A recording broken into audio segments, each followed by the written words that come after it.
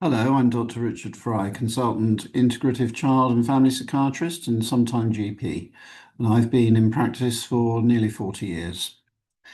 So I want to talk to you today about the vexed question of food intolerance testing. This is something I struggle with in my practice a great deal because I see people who have histories that suggest they may have problems with particular foods or diet or absorption. And I do ask myself, is that down to a particular intolerance or difficulty with foods? And I have personal experience within my own life of food intolerances and difficulties, not personally, but in people I know. Now, the problem with food intolerance is that it's very controversial. The testing that there is for it is not that good. And a lot of debate has been had around the question of IgG food intolerance testing.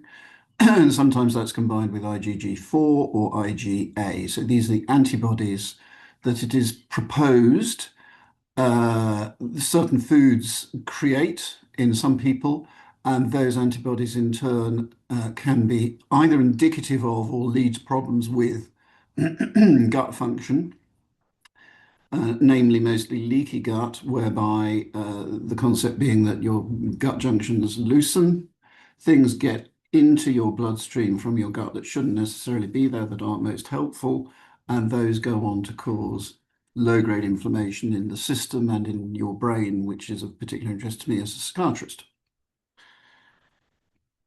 So all the mainstream literature tends to say that IgG testing is a waste of time.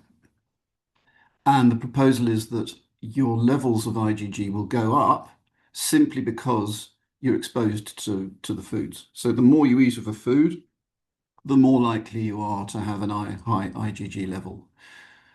And that's where I ask myself, but why? And why not in some people and only others? It doesn't quite add up. And this is where we get into a debate, or can get into debate about the question of mainstream research approaches and research methods versus what is um, condemnatorily referred to uh, as single study cases, or I've forgotten the word. It'll come back to me in a minute. Yeah, I keep wanting to say anaphylaxis, but it's not what I mean. Anyway, uh, single people just saying it was good. It worked for me.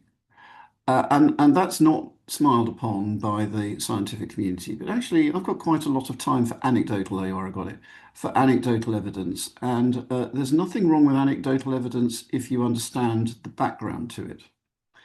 And I think most practitioners who work in this area will say that they've had cases where people have responded very well to the removal of foods. And some of those cases were driven by IgG or similar food testing. So with that background, I'd like to tell you about Paul. So Paul came to see me he was 45. I don't see many adults, but I saw him for various reasons. Paul came to me with difficulties around mood dips. And he was getting these mood dips in the winter and the autumn. So you immediately think, oh, seasonal affective disorder, vitamin D. But he'd done all that and it didn't work. And his vitamin D levels were absolutely fine. Um, and it had been there all his life, but it had been getting worse. And it was affecting his world. It was affecting his relationship with his wife and his personal life. And he'd had lots of counselling, and they'd had a good benefit from the counselling, but hadn't sorted out his mood dips. So he came to see me. And in the way of these things, I took a history, and I was interested in the fact that there was some autoimmune background processes going on in his life. And I thought about it, and I thought, let's do some testing. So if I can just get that testing up, I will.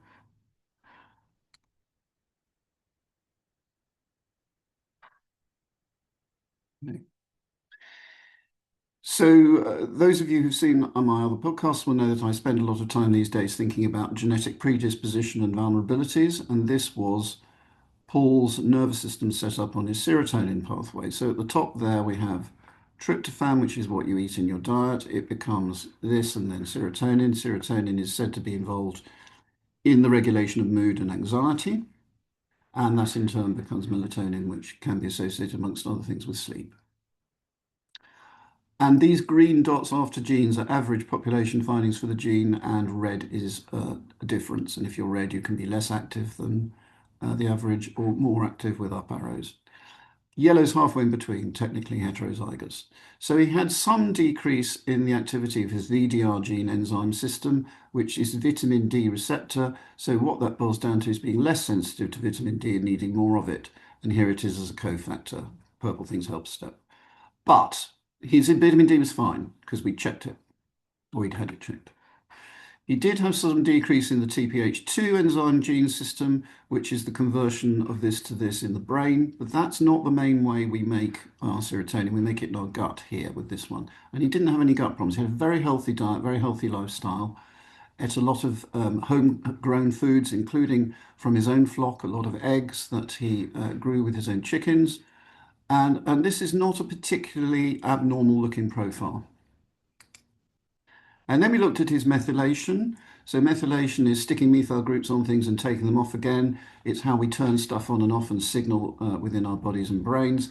This is the methylation cycle, 5 cogs of the watch all working together, turning each other to make methyl groups work the way they need to and creating the cofactors for that.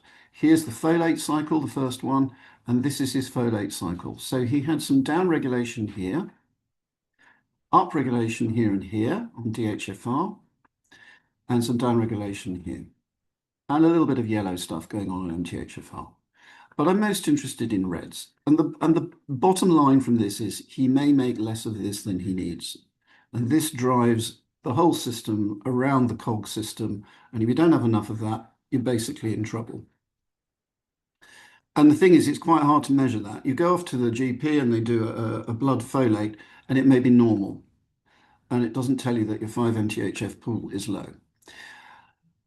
And then there's another cycle in between, but the third cycle in the system, the third cog, makes glutathione, which is your clearing up your messes thing, your detoxifier, your master detoxifier. And his ways of making that were slowed, and he had some difficulties on this arm as well. So the cofactor for this is ATP, but you can't just give ATP in a pill. It doesn't quite work like that. And crucially, this was his disputed, possibly, food sensitivity testing, food intolerance testing. So this is combined IgG and IgA testing. The red things are significant, yellow are borderline. So if you believe this stuff, he had problems with these things: rye, barley, spelt, and some wheat, cow's milk, corn, whoops, teff, which is one of the ancient grains that some people use if they're gluten intolerant, and eggs. And he ate loads of eggs from his chickens. And he may have had some other sensitivities as well. So we worked on that, and we gave him a number of things to support his genetic vulnerabilities. So I did some supplementation, but most importantly, we changed his diet, and we took some foods out. And so he ended up with dietary change, some vitamin D as belt and braces because of his yellow decreased gene, some folate as the 5-MTHF, some glutathione to support that, and as a belt and braces, a SAD lump. And basically he got better.